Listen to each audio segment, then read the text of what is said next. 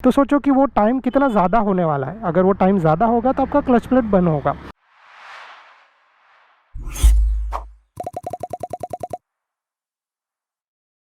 नमस्ते दोस्तों and welcome to my channel. आज इस वीडियो में मैं आपको बताऊंगा कि ये क्लच एंड एक्सेलरेशन इन दोनों का कॉम्बिनेशन किस तरीके से करना है, क्योंकि अभी धीरे धीरे हम लोग आगे बढ़ रहे हैं और आप सब लोगों को ये क्लच और एक्सेलरेशन का कॉम्बिनेशन का बहुत सारा डाउट रहेगा। एंड क्योंकि हम लोग जब आगे बढ़ते जा रहे हैं तो इनका बहुत ज़्यादा यूज़ होने वाला है। अगर हम लोग राइट तरीके से ये चीज़ यूज़ नहीं करें तो मे भी हो सकता है कि फिर हम लोग को प्रॉब्लम हो, बाइक बंद हो जाए, बाइक स्टॉल हो जाए या फिर क्लच आपका बर्न हो सकता है। तो इसीलिए ये चीज़ बहुत ज़्यादा इंपॉर्टेंट है, इस राइट मोमेंट पे हम लोगों को ये चीज़ कैसे किया जाए। तो पहले तो मैं बाइक के ऊपर बैठ जाता हूँ और फिर मैं आपको एक्सप्लेन करना स्टार्ट करता हूँ कि कौन सा चीज़ किस तरीके से करना है। ओके, हर एक गियर पे अलग अलग तरीके से क्लच एंड एक्सेलरेशन का कॉम्बिनेशन यूज़ होता है।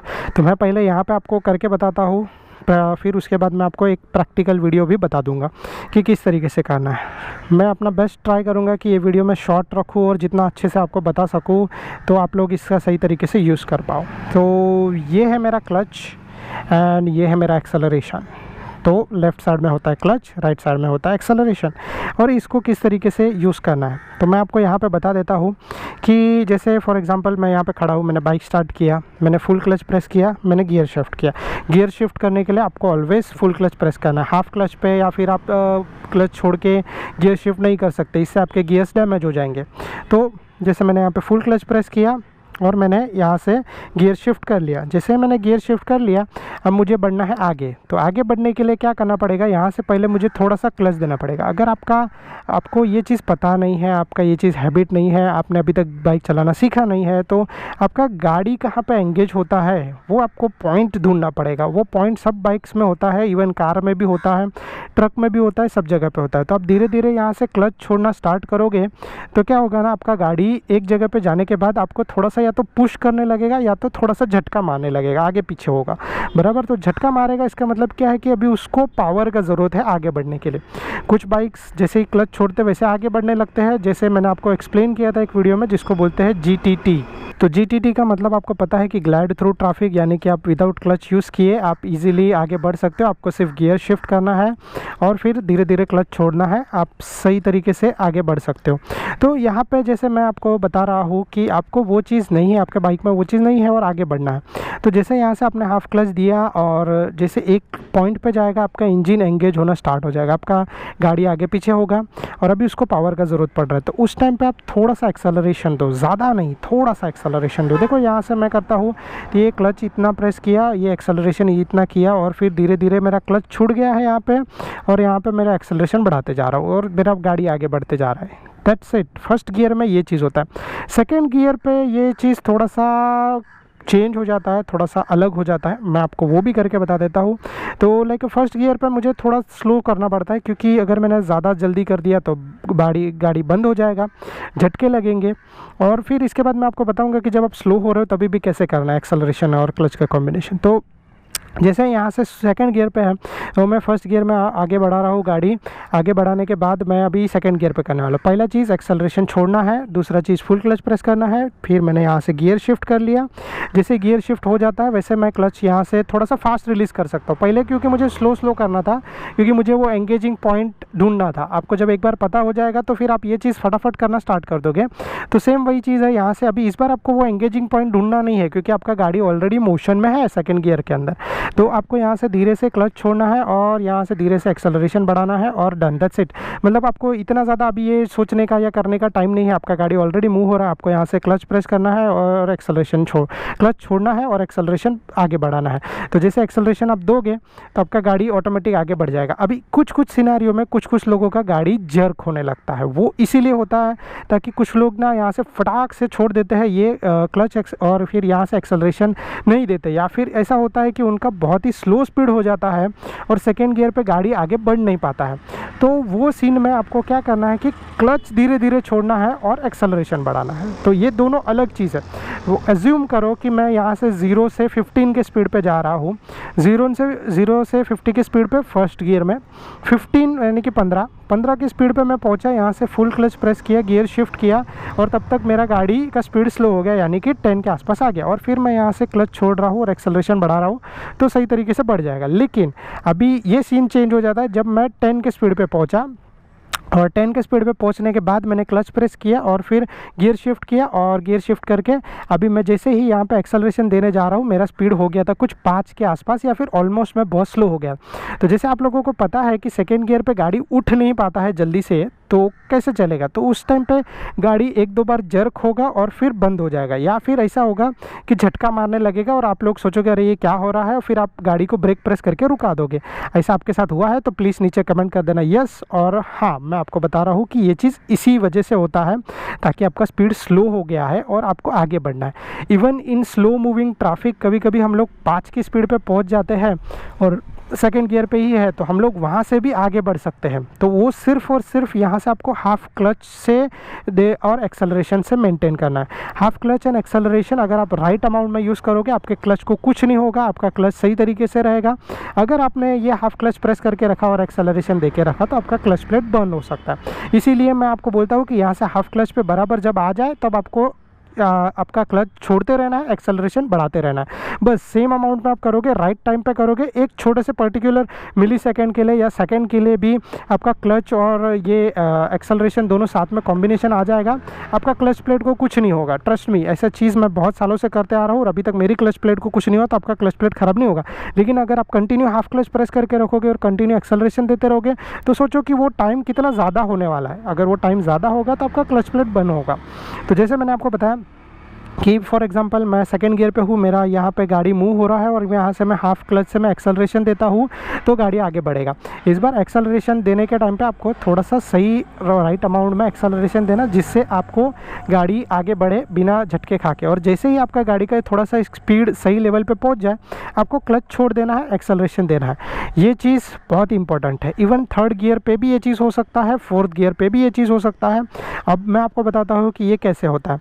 तो सेकेंड गियर वाला चीज़ तो मैंने आपको बता दिया कि हाफ क्लच थोड़ा सा देना है, एक्सेलरेशन देना है और आगे बढ़ गए।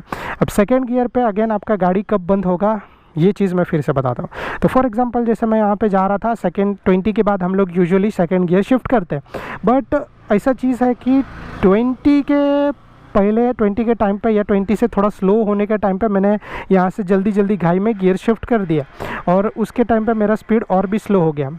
तो अगर वो टाइम पे मेरा स्पीड और भी स्लो हो गया है तो थर्ड गियर पे गाड़ी 15 की स्पीड पे उठा नहीं पाएगा, गाड़ी नहीं चल पाएगा, आगे बढ़ नहीं पाएगा। तो वो सीन के लिए आपको ज़रूरत लगेगा, आपको या तो लोअर गियर में करना पड़ेगा या तो फिर आप हाफ क्लच प्रेस करके कर सकते हो। तो जैसे मैंने आपको बताया सेकंड गियर पे वही सेम चीज़ है, यहाँ से धीरे धीरे हाफ क्लच छोड़ना है और आपका स्पीड अगर 20 तक पहुँच गया, क्योंकि 20 के बाद यूजुअली थर्ड गियर उठा लेता है, लेकिन 20 से नीचे हुआ तो आपका गाड़ी जर्क करने लगेगा, कभी कभी बंद भी हो सकता है चलते चलते बीच में।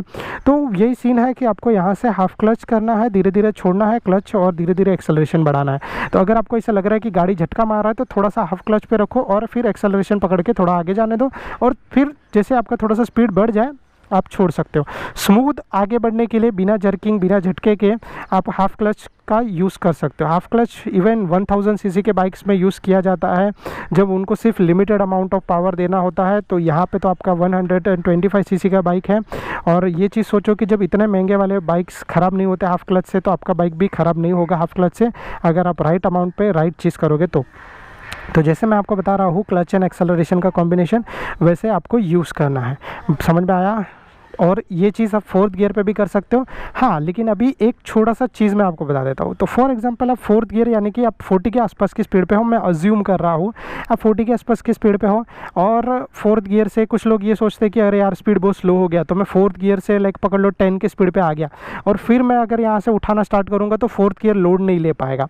ये चीज़ याद रखना, फोर्थ गियर का 40 का स्पीड है, ज़्यादा से ज़्यादा फोर्थ गियर पर आप 25 की स्पीड पर उठा सकते हो, लेकिन 20 या उससे नीचे की स्पीड पर फोर्थ गियर लोड नहीं ले ले पाएगा, आपका गाड़ी कुछ भी होना है झटका मार के बंद होगा। आप हाफ क्लच भी यूज़ करो, मे बी बहुत रेयर चांसेस है, अगर आपका गाड़ी का पावर अच्छा होगा तो ही वो 4th गियर पे उठा पाएगा, लेकिन 90% 99% ये चीज़ है कि आपका गाड़ी बंद हो जाएगा। वो टाइम पे आपको डाउन शिफ्ट करना ही है और डाउन शिफ्ट का आपको तरीका सीखना पड़ेगा। तो हाँ, ये हो सकता है कि आप 25 के स्पीड पे आ गए या फिर आप नीचे 20 के स्पीड पे आ गए तो 3rd गियर पे आप शिफ्ट कर लो, फिर आपका उड़ जाएगा गाड़ी।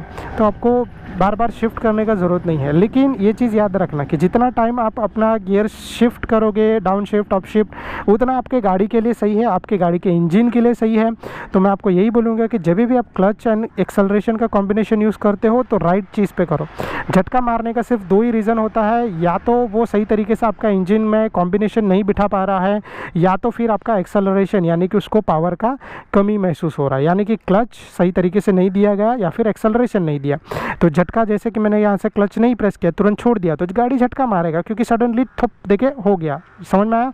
दोनों क्लच प्लेट्स इस तरीके से अटैच हो गई, लेकिन दोनों क्लच प्लेट अगर इस तरीके से अटैच हो गई तो ये सही तरीके से स्मूथली घूमेगी। समझ में आया?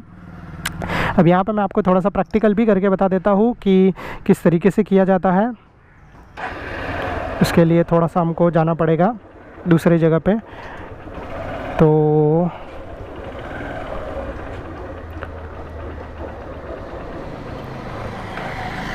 ये देखो, अभी मैंने गाड़ी किया है 1st गियर पे। ऐसा सिनारियो आपके पास बहुत ही बार होगा। यहाँ से मैं धीरे धीरे क्लच छोड़ रहा हूँ और यहाँ से धीरे धीरे एक्सेलरेशन बढ़ा रहा हूँ। दिख रहा है गाड़ी आवाज़ कर रहा है। अगर आपको ये क्लच का एंगेजिंग पॉइंट चाहिए तो एंगेजिंग पॉइंट देखो, यहाँ से आप धीरे धीरे करोगे, ये गाड़ी आगे बढ़ रहा है। दिख रहा है? अभी झटका भी मारना स्टार्ट हो गया और शायद से आपको नहीं समझ में आते रहेगा, बंद हो गया। समझ में आया? तो सही तरीके से नहीं करने पे गाड़ी बंद हो जाएगा। लेकिन अगर मैं जब उसको ज़रूरत पड़ रहा है तब मैं एक्सेलरेशन दे रहा हूँ तो गाड़ी आगे बढ़ता है इंस्टेड ऑफ बंद होना। समझ में आ रहा है? एक और बार फिर से आपको मैं करके बता देता हूँ। देखो, यहाँ से मैंने क्लच दिया और यहाँ से मैं अगर एक्सेलरेशन दूँ तो गाड़ी सही अमाउंट में आगे बढ़ना स्टार्ट हो जाएगा। दिख रहा है? तो जैसे आपको अगर समझ में नहीं आया है तो मैं पॉइंट अपना करता हूँ सिर्फ यहाँ पे। ये देखो, यहाँ से मैं धीरे धीरे आगे करता हूँ। अब देखो,